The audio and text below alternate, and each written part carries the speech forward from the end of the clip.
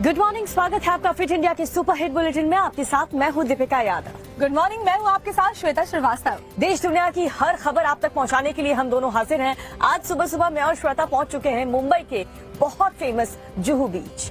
बिल्कुल, तो जुहू चौपाटी पे इस वक्त हम मौजूद हैं, जहां पर आप देखिए इतनी सुबह का वक्त है, अभी 7 भी नहीं बजे हैं, लेकिन लोग अपने वर्कआउट को लेकर के यहाँ पर आ चुके हैं। लोग यहाँ पर वॉक कर रहे हैं, एक्सरसाइज कर रहे हैं, लोग अपने रोजमर्रा के काम में लग चुके हैं। और माया नगरी मुंबई की खूबसूरती यही है कि भीड़ भाड़ और लगातार व्यस्त रहने के बावजूद लोग अपनी फिटनेस को लेकर बहुत अलर्ट रहते हैं। और हम यही चाहेंगे कि आप लोग भी अपनी सेहत का ध्यान रखें, चाहे आप किसी भी राज्य से हमारा ये शो देख रहे हो। हमारा मकसद यही है, खबरें हम आपको बताएंगे, सेहत का ख्याल आपको खुद रखना होगा।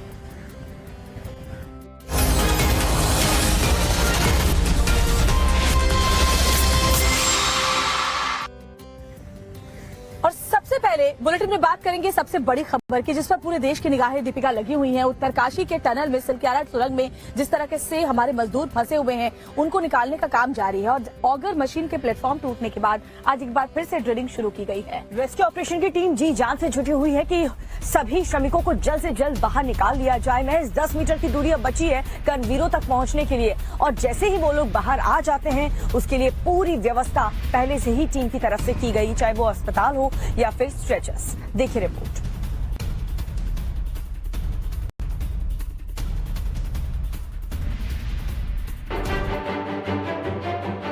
उत्तरकाशी के सिलक्यारा टनल में जारी है रेस्क्यू ऑपरेशन। 300 घंटे से भी ज्यादा समय से टनल में फंसे हैं लोग। हर गुजरता दिन एक नई उम्मीद लेकर आता है। हर दिन रेस्क्यू टीम और टनल में फंसे लोगों के बीच की दूरियां कम हो रही हैं। अब महज 10 मीटर की खुदाई बाकी बची है। ऐसे में किसी भी वक्त मजदूरों तक पहुंचा जा सकता है। इससे पहले रेस्क्यू ऑपरेशन के 12वें दिन ऑगर ड्रिल मशीन का बेस हिलने के कारण ड्रिलिंग रोकनी पड़ी, जिसके बाद ऑगर मशीन के प्लेटफॉर्म को रिपेयर किया गया कंक्रीट के स्ट्रक्चर से। माना जा रहा है कि आज ड्रिलिंग करके एक बार फिर रेस्क्यू किया जाएगा। We're a length of a bus away. We're so close, having come so far, but in a mountain, close isn't good enough. You have to actually make the passage. अगर सब कुछ ठीक रहा तो आज का दिन बेहद अहम साबित हो सकता है, यानी आज ऑपरेशन सफल हो सकता है। लेकिन ये कहना अभी भी जल्दबाजी होगी। एनडीएमए के सदस्य लेफ्टिनेंट जनरल रिटायर्ड सैयद अता हसनैन ने बताया है कि रेस्क्यू ऑपरेशन युद्ध लड़ने जैसा है और इसके पूरा होने का समय अभी नहीं बताया जा सकता है। इसके अंदर किसी को मालूम नहीं कि वो डेब्री जो है किस दिशा से गिरी है, किस तरह की। को मालूम है कि गर्डर है अंदर, कंक्रीट है अंदर, इस तरह की चीजें हैं, पत्थर हो सकता है, चट्टान हो सकती है, मौसम है। तो जैसे जैसे ऑगर जा रहा है, कुछ जगह तो आपको बहुत अच्छी प्रोग्रेस मिल रही है, एकदम से आपको 20 मीटर की मिल गई प्रोग्रेस। उसके बाद एकदम से जब फंस जाता है तो आपको टेक्नोलॉजिकली उसको दूर करना पड़ता है, उसमें वक्त लग जाता है। तो इसलिए कहना इस वक्त किसी को कि हाँ 6 घंटे में हो जाएगा, ये सरासर गलत होगा। सुरंग के अंदर आई दूसरी अड़चनों को भी हटा दिया गया है। ऑगर मशीन के रास्ते में आए सरियों को काटा जा चुका है। वहीं दूसरी ओर मजदूरों को सुरंग से निकालने की रिहर्सल पूरी हो चुकी है। ये ट्रेंचलेस इंजीनियरिंग प्राइवेट लिमिटेड कंपनी के कर्मचारी हैं, इनसे जानेंगे। आज हर आदमी ये जानने के लिए उत्सुक है कि आखिर कितने दिन में आप ऑगर मशीन से बाहर निकाल पाएंगे उन सभी 41 जो लोग फंसे हुए उन लोगों को। सर उम्मीद है कि जैसे कि कल शाम तक हम ये काम कर पाएंगे। बहुत ज़्यादा प्रॉब्लम आ रहा है उसमें, सामने जैसे कि सरिया आ रहा है, कभी कुछ आ रहा है, कभी फंस जा रहा है क्योंकि वो कोलाप्स हो रखा है। तो उसके नीचे पहले सरिया था तो सरिया आ जा रहा है। तो पहले वो सरिया आया था, हम 700 उठाया कि पाइप लेके जा रहे थे, तो सामने सरिया आ गया तो पाइप हमारा पुश नहीं हो पा रहा था। बहुत ज़्यादा 250-300 टन लोड आ गया था। तो हमारे टीम का बंदे गए, उसको काटे और काट के फिर जो है हम फॉरवर्ड आज करने की कोशिश कर रहे थे, बट उस टाइम में भी थोड़ा हमारे पास प्रॉब्लम आया है। एनडीएमए के मुताबिक स्ट्रेचर पर पहिए लगाकर रेस्क्यू होगा। स्ट्रेचर से तार को बांधा जाएगा और अगर कोई मुश्किल हुई तो क्रॉलिंग कर रेस्क्यू ऑपरेशन को अंजाम दिया जाएगा।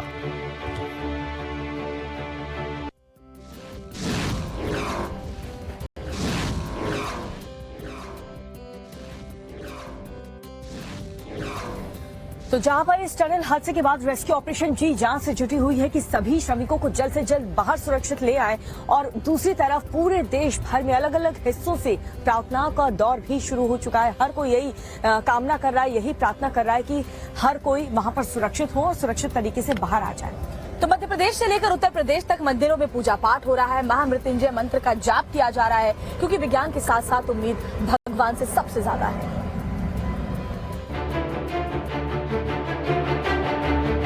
जरा इस तस्वीर को देखिए। टनल के अंदर जहां एक ओर रेस्क्यू ऑपरेशन जारी है, तो वहीं दूसरी ओर अब उम्मीद भगवान पर ही टिक गई है। रेस्क्यू ऑपरेशन के 12वें दिन उत्तरकाशी के लोगों ने स्थानीय देवता की डोली को सिलक्यारा सुरंग में लेकर आए। उन्हें उम्मीद है कि भगवान की कृपा से ही रेस्क्यू ऑपरेशन पूरा होगा। तो दिखाती हूँ बाबा बौखनाथ का वो मंदिर जो यहाँ पर स्थापित किया गया था, क्योंकि इससे पहले भी मौजूद था। जब टनल का कंस्ट्रक्शन यहाँ पर शुरू होता है तो उससे पहले इस मंदिर को हटाया जाता है। जो स्थानीय लोग हैं उनकी ये मान्यता है कि बाबा बौखनाथ के आशीर्वाद से ही यहाँ पर ये जो रेस्क्यू ऑपरेशन चल रहा है वो पूरी तरह से ढंग से एग्जीक्यूट किया जाएगा, सफल हो पाएगा और ये मजदूर बाहर निकलेंगे। जो तस्वीरें आप देख रहे हैं ये उन लोगों की है जो बाबा बौखनाथ से आज प्रार्थना करने पहुंचे हैं। विज्ञान के बाद अब सबकी उम्मीदें भगवान पर टिकी हैं। धर्मनगरी वाराणसी में भी विश्व प्रसिद्ध दशाश्वमेध घाट पर श्रमिकों के रेस्क्यू ऑपरेशन के लिए मां गंगा की पूजा अर्चना की गई। रेस्क्यू ऑपरेशन के 12वें दिन वाराणसी में न सिर्फ गंगा घाट बल्कि अलग अलग मंदिरों में पिछले 2 दिनों से पूजा पाठ और प्रार्थना का दौर जारी है। काशी के टनल में फंसे 41 श्रमिकों की जिंदगी पर संकट के बादल मंडरा रहे हैं। इन श्रमिकों की सकुशल वापसी के लिए अब पूरे देश में दुआ और प्रार्थना का दौर शुरू हो चुका है। और इस वक्त देखिए हम वाराणसी के दशाश्वमेध घाट पर मौजूद हैं और यहाँ पर भी जो लोग आए हैं, चूंकि आज देवोत्थान एकादशी का पर्व है, लिहाजा बड़ी संख्या में जो श्रद्धालु हैं वो गंगा घाट पर पहुंचे हुए हैं। लेकिन बड़ी बात यह है कि इनमें से बहुत सारे ऐसे लोग हैं जो इन श्रमिकों की सकुशल वापसी के लिए माँ गंगा से प्रार्थना कर रहे हैं। तो वाराणसी के साथ साथ उज्जैन में बाबा महाकाल के मंदिर में भी श्रमिकों की सुरक्षित रेस्क्यू के लिए महामृत्युंजय जाप और जलाभिषेक किया जा रहा है। बीते 4 दिनों से वहां लगातार मंदिर के पुरोहित और पुजारी इस खास जाप में जुटे हैं।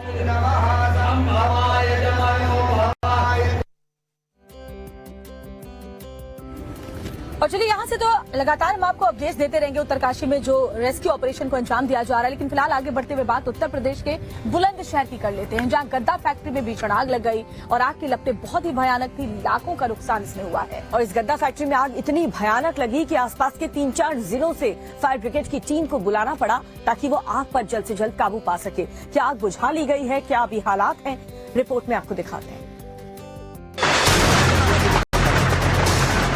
आग के तांडव की यह तस्वीर यूपी के बुलंदशहर से सामने आई है, जहां सिकंदराबाद स्थित एक गद्दे की फैक्ट्री में भीषण आग लग गई।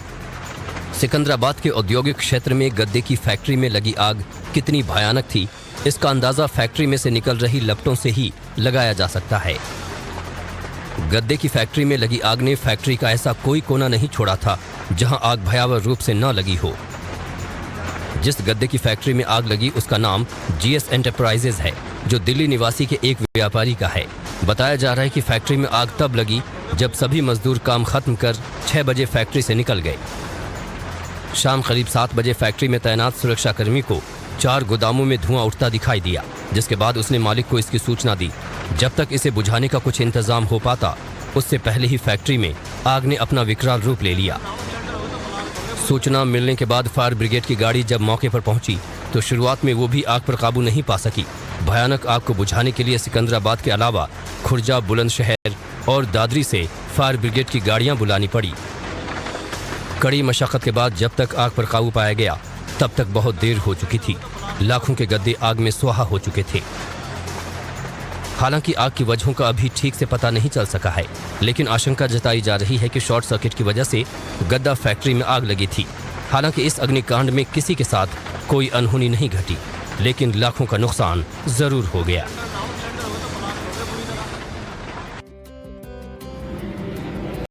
दिल्ली में बदमाशों के हौसले किस कदर बुलंद है उसकी आए दिन घटनाएं सामने आ रही हैं।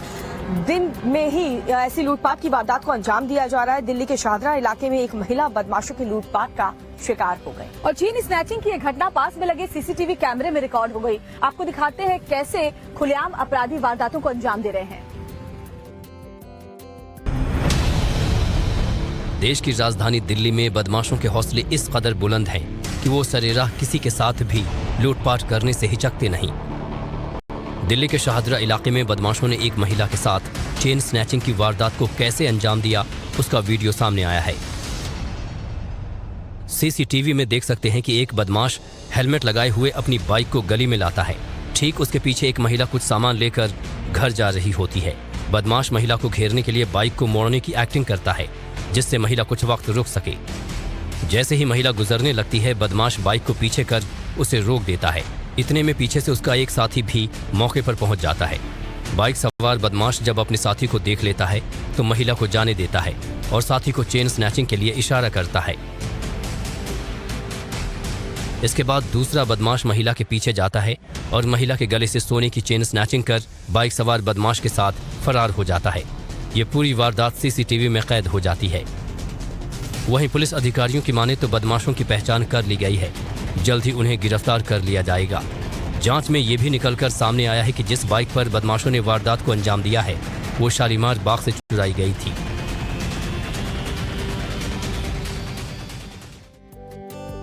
और खबर आपको दिखाते हैं मध्य प्रदेश के भोपाल के एम्स से, जहां डॉक्टर्स और नर्सिंग स्टाफ के बीच जमकर झड़प हो गई और तू मैमे की जो तस्वीर है, जो वीडियो है, वो वायरल हो रहा है। जहाँ डॉक्टर और नर्सिंग स्टाफ के बीच बवाल इतना बढ़ गया कि पूरा का पूरा जो हॉस्पिटल है वो अखाड़े में तब्दील हो गया। लेकिन इसमें परेशानी किसको हुई?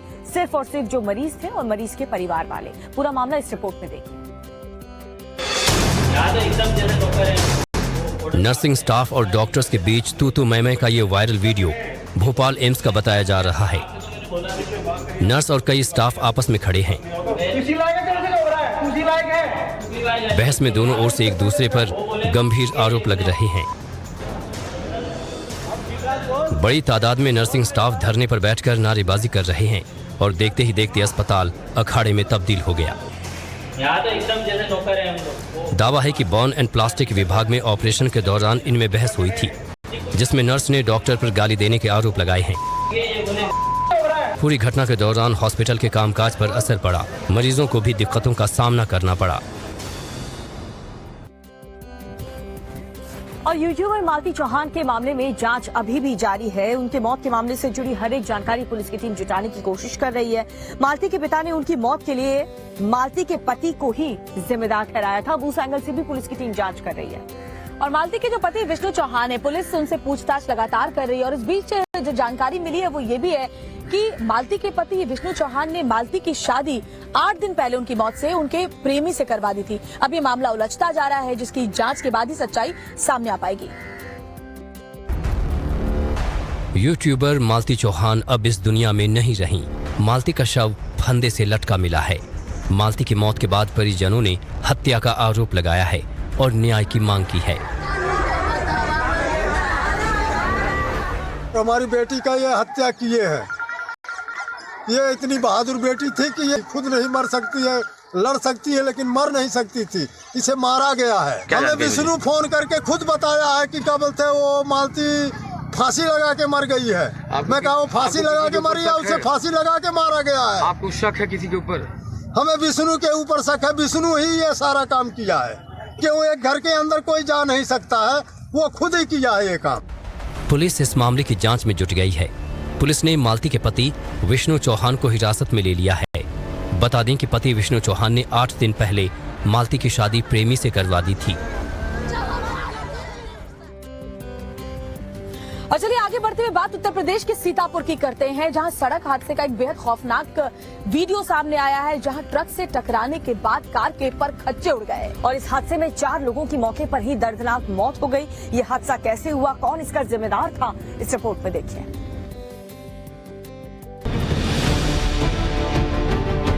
यूपी के सीतापुर में दर्दनाक सड़क हादसा सामने आया है, जिसमें ट्रक और कार की टक्कर में 4 लोगों की मौत हो गई। कार के जिस तरह से परखच्चे उड़े हैं, उसकी तस्वीर ही बयां करती है कि हादसा कितना भयानक रहा होगा। ये हादसा सीतापुर के नेशनल हाईवे पर हुआ। पुलिस के मुताबिक खैराबाद थाना क्षेत्र के भगवतीपुर गांव के पास ये हादसा तब हुआ जब रॉन्ग साइड से आ रही एक कार सीमेंट के पाइप से लदे ट्रक से टकरा गई। ये सूचना प्राप्त हुई कि एक ट्रक और एक कार के बीच में भिड़ंत हो गई है। इसमें जब पुलिस के द्वारा मौके पर जाकर देखा गया तो जो कार है वो रॉन्ग साइड से हाईवे पर आ रही थी, जिसके कारण इस ट्रक से इसकी टक्कर हुई और ट्रक के ऊपर सीमेंट के बड़े बड़े पाइप लदे हुए थे जो इस कार के ऊपर गिर गए। और इस पूरी घटनाक्रम में 4 लोग इस गाड़ी में जो सवार थे वो सभी यहाँ पर जैसे ही पुलिस पहुंची है इनको अस्पताल भेजा गया है, जहाँ अस्पताल में इन 4 लोगों को मृत अभी घोषित कर दिया गया है। हादसे में कार के ऐसे परखच्चे उड़े कि उसमें सवार लोगों की मौत हो गई। कार को काटकर लोगों के शव को बाहर निकाला गया। हादसे में जिन 4 लोगों की मौत हुई है वो फैजाबाद के निवासी थे और सभी एक ही परिवार के थे।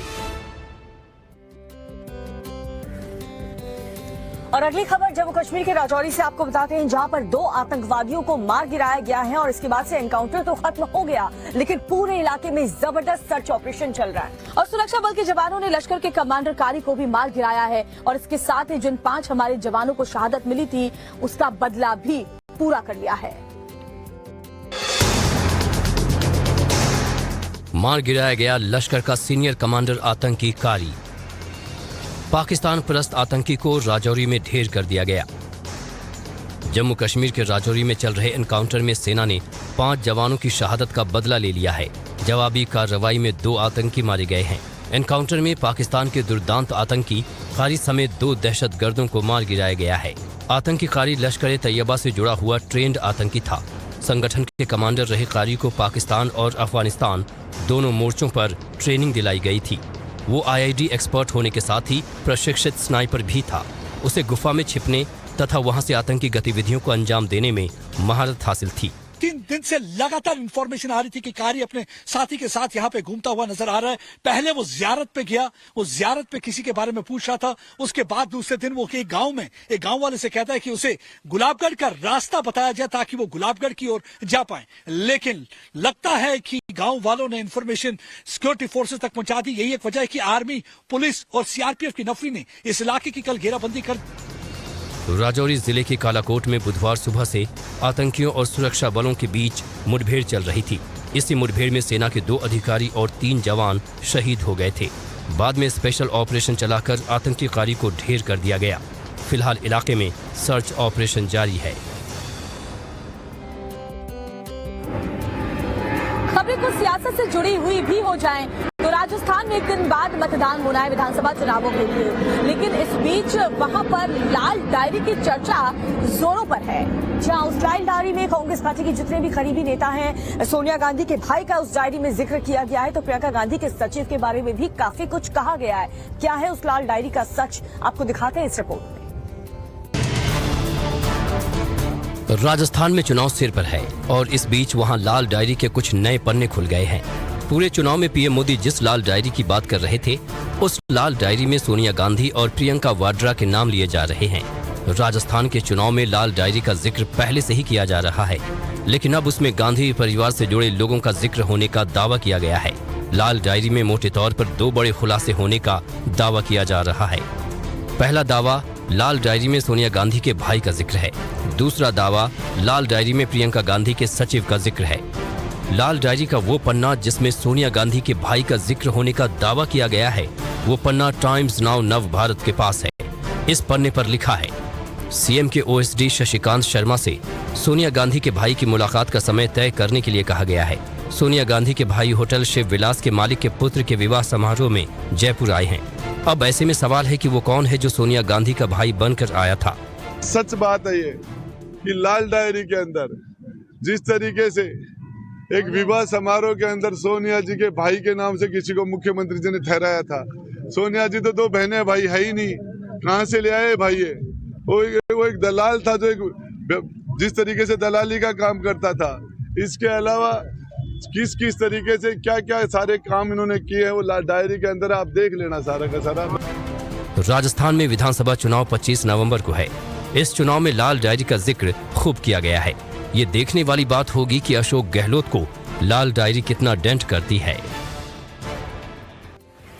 एक तरफ कांग्रेस कांग्रेस नेता राहुल गांधी चुनाव प्रचार में काफी ज्यादा व्यस्त हैं, लेकिन उन्हें इस बात का अंदाजा भी नहीं कि उनके विवादित बयान को लेकर के उन पर एक नोटिस रिलीज कर दिया गया है। दरअसल चुनाव प्रचार के दौरान राहुल गांधी ने कई बार ऐसे बयान दिए हैं जो बीजेपी को रास नहीं आए। अब जब नोटिस जारी किया गया है तो भारतीय जनता पार्टी राहुल गांधी से माफी की मांग कर रही है। देखिए रिपोर्ट में पूरी खबर। अच्छा भला हमारे लड़के वहां पे वर्ल्ड कप जीत जाते,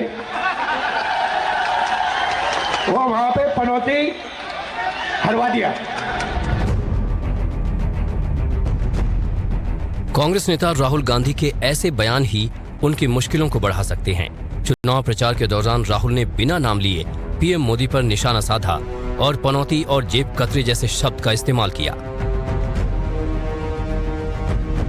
अब राहुल के इन बयानों पर चुनाव आयोग ने संज्ञान लिया है। आयोग ने नोटिस जारी करते हुए उन्हें 25 नवंबर तक जवाब दाखिल करने का समय दिया है। बता दें कि राहुल गांधी ने राजस्थान में चुनावी जनसभाओं के दौरान पीएम मोदी पर विवादित टिप्पणी की थी। याद है? हाँ क्या? पनौती पनौती पनौती। वो अच्छा भला वहां पे, अच्छा भला हमारे लड़के वहां पे वर्ल्ड कप जीत जाते, वो वहां पे पनौती हरवा दिया। टीवी वाले ये नहीं कहेंगे, टीवी वाले ये नहीं कहेंगे, मगर जनता जानती। राहुल गांधी को मिले नोटिस को लेकर कांग्रेस अध्यक्ष मल्लिकार्जुन खड़गे ने कहा है कि ये कोई गंभीर बात नहीं है। कांग्रेस इस नोटिस का जवाब देगी। उसका उत्तर देंगे हम, उसमें कोई दिक्कत नहीं है। ऐसी कोई सी बड़ी यानी टीका टिप्पणी नहीं हुई, लेकिन वो लोग चुनाव है इसलिए उसको बहुत एक हाइप क्रिएट करके बोल रहे हैं और वो नोटिस का जवाब हम देंगे। राहुल के ऐसे बयानों पर बीजेपी ने तीखी प्रतिक्रिया देते हुए इसे शर्मनाक बताया था। और चलिए खबर उत्तर प्रदेश की आपको दिखाते हैं, जहां सियासत एक बार फिर से गर्म है, क्योंकि सुहेलदेव पार्टी के अध्यक्ष ओपी राजभर ने एक बार फिर से कुछ ऐसा बयान दिया है जिससे समाजवादी पार्टी के नेताओं की नींद उड़ गई है। जी हाँ, टाइम्स और भारत से एक्सक्लूसिव बातचीत में राजभर ने कहा कि मोदी को बीजेपी से पीएम की तरह उलट अगर देखें तो अखिलेश यादव एक और कोशिश कर रहे हैं उन्हें बनाने के लिए प्रधानमंत्री।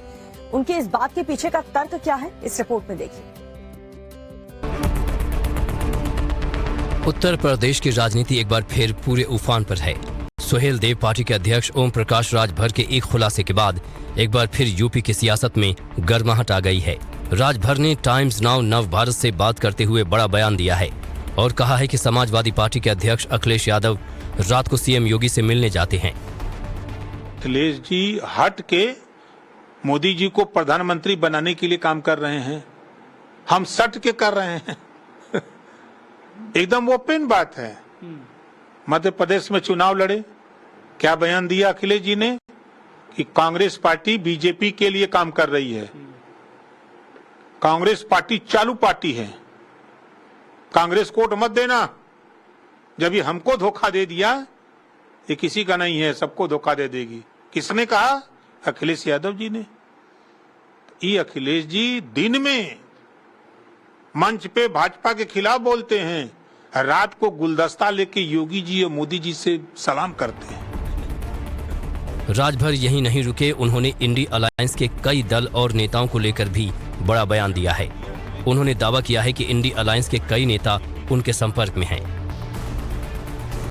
कुछ इंडिया गठबंधन के दल हैं जो इंडिया में शामिल होना चाहते हैं। कुछ लोगों का राजनीतिक भविष्य खतरे में है, वो सब इधर आना चाहते हैं, वो हमारे संपर्क में है। क्या लोकसभा चुनाव के पहले कुछ बड़ा खुलासा है, कुछ बड़ा विस्फोट होगा? अरे जल्दी होने जा रहा, लोकसभा तो दूर है। फिर भी कब तक कुछ अब टाइम नहीं बताएंगे। राजभर के ऐसे बयानों से यूपी की राजनीति गर्म है। अब देखना होगा कि 2024 चुनाव से पहले कौन किस खेमे में जाता है। 22 जनवरी का वो दिन जब प्रभु रामलला की प्राण प्रतिष्ठा होगी, जिसको लेकर के अयोध्या नगरी में तैयारियां जोरों शोरों से चल रही हैं। और यूपी के सीएम योगी आदित्यनाथ जो तैयारियां चल रही है उसकी समीक्षा को लेकर के आज एक बार फिर से अयोध्या पहुंचने वाले हैं, जहां वो रामलला के दर्शन करेंगे और साथ ही हनुमानगढ़ी जाकर बजरंगबली का भी आशीर्वाद लेंगे।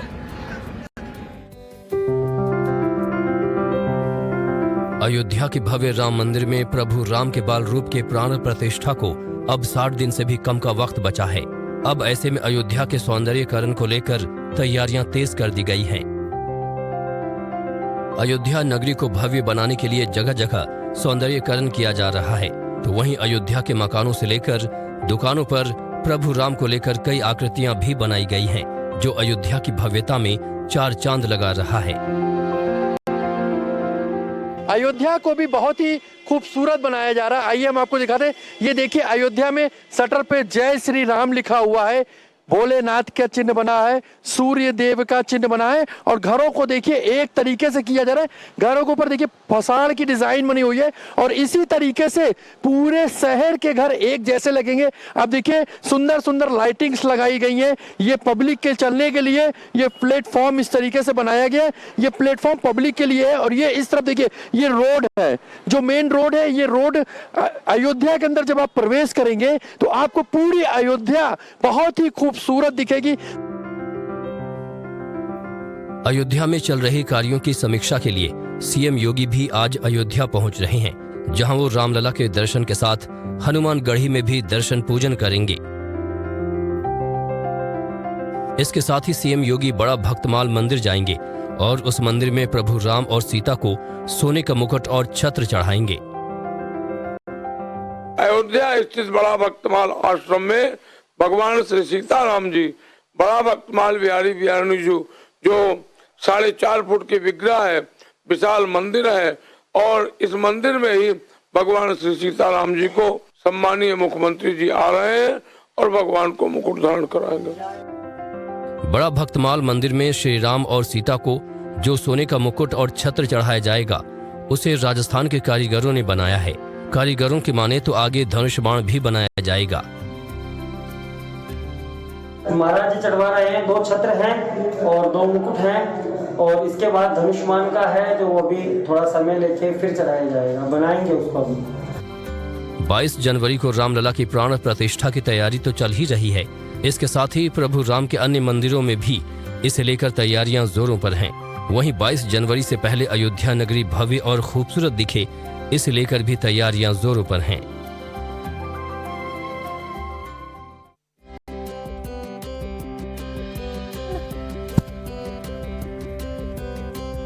तो देखिए, खबरें लगातार हम आप लोगों को बता रहे हैं, लेकिन फिलहाल हमें छोटे से ब्रेक के लिए रुकना होगा, और उस ब्रेक में मैं श्वेता को तो क्लीन बोल्ड करने वाली हूँ।